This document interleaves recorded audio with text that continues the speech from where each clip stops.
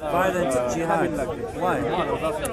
I think you made lots of conflationary remarks. You conflated a lot of things. No, I haven't. Well, then there's no discussion then, Have you okay. ever heard of a guy called Muhammad Didat? Because I said you have and you said you haven't, then the discussion... Have you heard of Muhammad Didat? I think the discussion is over already, isn't it? Because you're not willing to engage with... You've made some statements... Somewhere else, but... Yeah, you've made some statements which I disagreed, right? I was at London Bridge yesterday, okay, and I don't want to see my children blown up by Neither do radical I. Islamic terrorists in this country, because I think you're again... They misinterpret Islam, okay? I work for a lot of peace in the Middle East. I was in Iran, I've been to Egypt, I've seen what's happening. What were you doing in London Bridge? Huh? What were you doing in London Bridge? I was taking a walk down there. And what did you see? I didn't actually, fortunately it started raining, so I actually took the tube instead. But So basically you weren't there, fair enough. But the way you're presenting it, if you were there, you weren't there. If I was there, I would... Regardless, you weren't there. So when you made a statement, you were there, excuse me. Thankfully I wasn't there. No, please.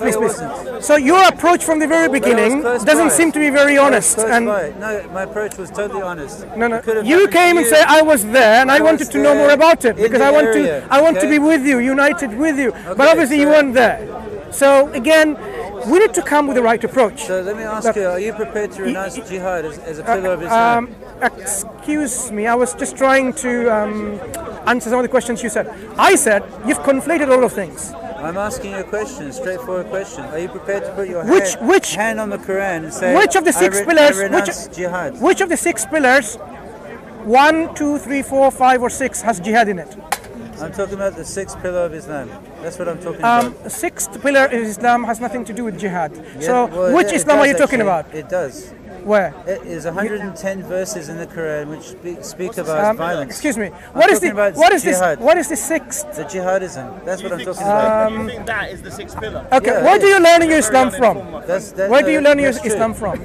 No, actually, you're misinformed. Let me ask you a question. Are you going to tell us about Islam is, right? Let me ask you a question. Do you know anything about the Ashtanami? Who? The Ashtanami. Do you know anything about Ashtanami? Do I know anything about them? No, Do you probably know not. anything about the contract of peace that was signed by your Prophet with the Christians in the time of his life? Yeah. Do you know anything about it? I do. Do you? Have you seen it? I have seen it. Yeah, and? Your point is? And the point is, yes, you're right about one thing. Christians, Jews and Muslims used to live together in peace. But what's happened here is a misinterpretation of Islam in one way. What have they misunderstood and misinterpreted? Misinterpretation. What have they misinterpreted? The point is, okay. Excuse me. Let's understand. Okay. What do you understand by the word jihad? No. What I want you to now demonstrate, very kindly. Sure. What have those terrorists misunderstood and misinterpreted? Go ahead. Well, what I understand, these so-called Muslim terrorists, okay, what they have actually misunderstood from, or maybe they haven't misunderstood it. That's my point. Make up your mind. That's the point. If Islam, it says that you have the right to defend yourself if your faith is being attacked.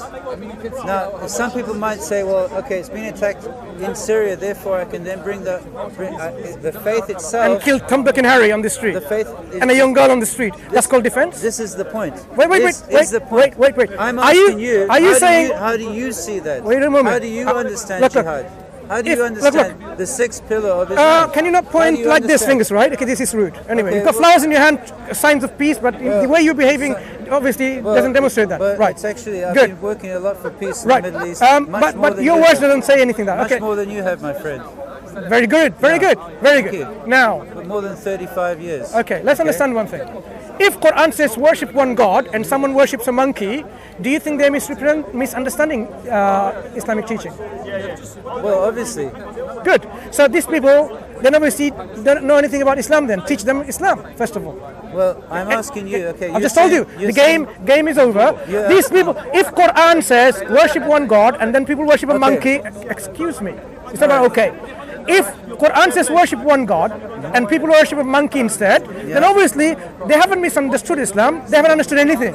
So if someone comes along and say, oh, denounce Islam based on me worshipping they're worshipping a monkey, no, you should tell them. I'm asking you, are you prepared to denounce jihad? Excuse me. Are you prepared to denounce jihad as a Muslim? Are you prepared to denounce your humanism? I'm not a humanist. Are you a human? Are you a human? I'm not a humanist. But do you have human values? Of course I do. Are you prepared to do? totally desert them? No. So why should a Muslim desert the values of jihad? Tell me why. Okay, I will tell you why. Because are you going to tell me why? Yes, I will. Go ahead. As you know, there's a greater jihad and there's a lesser jihad, right? And as you know, the Prophet himself said when he was talking about violent jihad, okay, he was saying, they asked him, what's the greatest jihad? And he was in the context of violent jihad. And his answer in the hadith was actually, if you are in the front line and your horse is killed and you have blood on your own clothing and preferably the blood is your own, then you are the greatest warrior of jihad. Okay? In Islamic, that is what he said. In Islamic jihad, can you kill an innocent person who is not a combatant?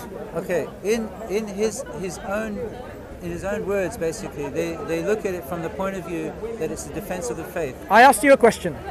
With all respect, no, but I want you to answer the question. You're using different terminology. Excuse me. If you look according to the Quran, there are no innocents. Listen, according to the Quran and according to the teaching of the Prophet, can you kill an innocent soul?